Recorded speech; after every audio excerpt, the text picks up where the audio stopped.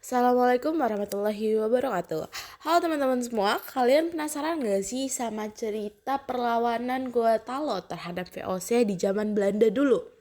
Yuk kita simak video berikut.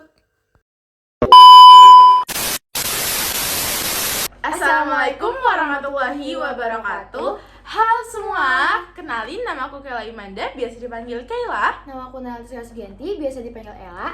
Jadi di sini kita akan membahas dan ngobrol-ngobrol sedikit tentang perlawanan kerajaan Gua Talo terhadap VOC. Yuk kita langsung aja ke videonya. Kayaknya nih ya El, sebelum kita ke inti, kita jelasin dulu nggak sih apa itu Kesultanan Gua Talo, kayak keadaan Gua Talonya dulu, dan di mana aja sih kawasan kerajaannya. Wah, setuju banget, Kel. Langsung aja dijelasin. Jadi gini El, Kesultanan Gua Talo itu merupakan salah satu kesultanan paling besar di kawasan Indonesia Timur pada abad 16-17 Masehi. Nah, dalam buku sejarah modern tahun 1981 karya MC Raffles disebutin bahwa Kesultanan Gua Talo itu memiliki kekuatan militer yang diperhatikan lebih daripada musuh-musuh VOC lain di Maluku Selatan. Jadi nih, kalau kita tarik kesimpulannya, kita bisa lihat ilmu-ilmu militer kerajaan Gua Talo ini paling kuat di antara Indonesia Timur. Oh gitu ya, Kel. Keren juga ya kerajaan Gua Talo ini. Betul banget El. Tapi El, kawasan Gua Talo tuh di mana aja sih? Kasih tahu aku dong. Sini aku jelasin, Kel. Jadi, pusat pemerintahan kerajaan Gua Talo itu ada di daerah Sombaopu. Nah, daerah Sombaopu juga dijadikan kawasan menampung perdagangan internasional, Kel. Oh gitu El, jadi tahu aku sekarang. Oh iya El, denger nih, di Sulawesi sekarang daerah Sombaopu itu dijadiin nama jalan loh. Namanya Jalan Sombaopu. Gitu El, kata mamaku nih, semua tentang Kesultanan Gua Talo juga dijadiin museum loh di Makassar. Isinya detail banget tentang Kesultanan Gua Talo, barang-barang antik Kesultanan Gua Talo, dan lain-lain. Wah, kedengarannya menarik banget ya, Kel.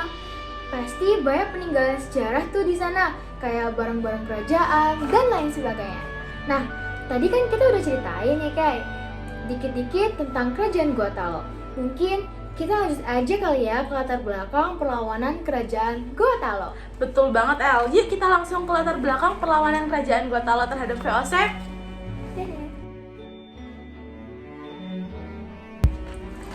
Gimana Kay, gimana? Langsung aja ceritain tentang latar belakang perlawanan kerajaan Gua Talo gak sih?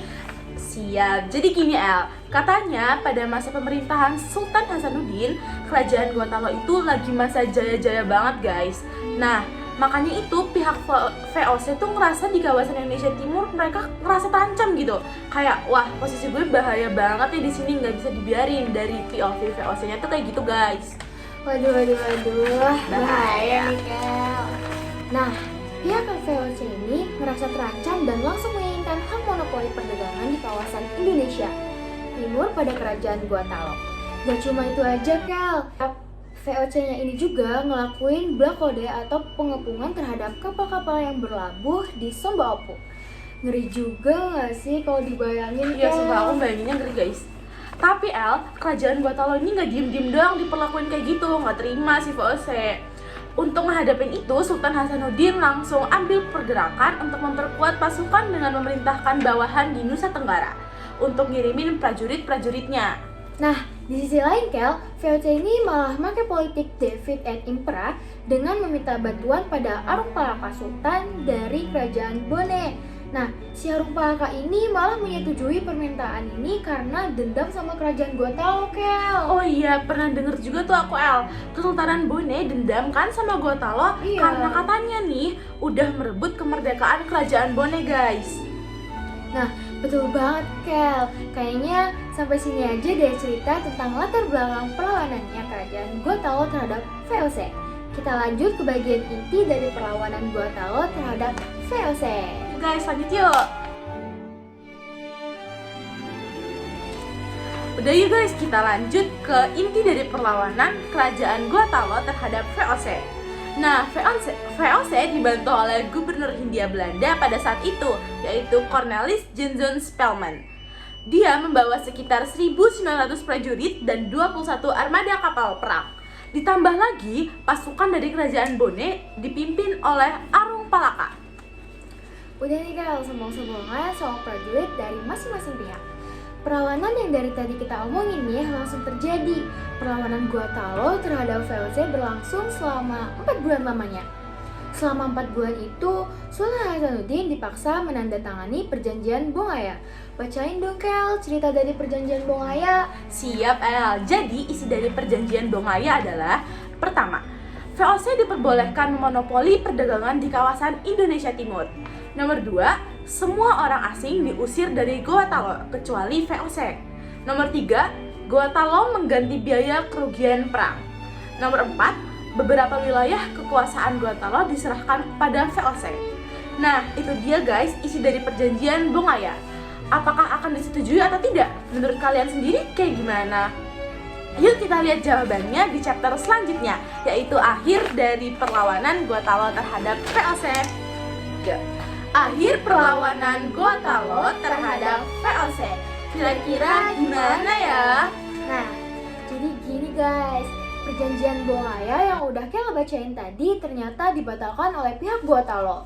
Betul banget El. Jadi pada awal tahun 1668, Sultan Hasanuddin membatalkan perjanjian Bongaya itu karena pihak kerajaan Gotalo pun merasa sangat dirugikan. Nah, Arung Palaka dan VOC jelas tidak terima dengan itu. Arung Palaka langsung pada tahun 1669 menyerang benteng Sombopu dengan kekuatan sekitar 7.000 sampai 8.000 pasukan. Nah, akhirnya guys, Arung Palaka dapat menaklukkan benteng Sombopu. Lalu, Sultan Hasanuddin beserta pasukannya melarikan diri hingga meninggal pada tahun 1670. Nah, selesailah cerita kita berdua tentang perlawanan Gotalo terhadap VOC.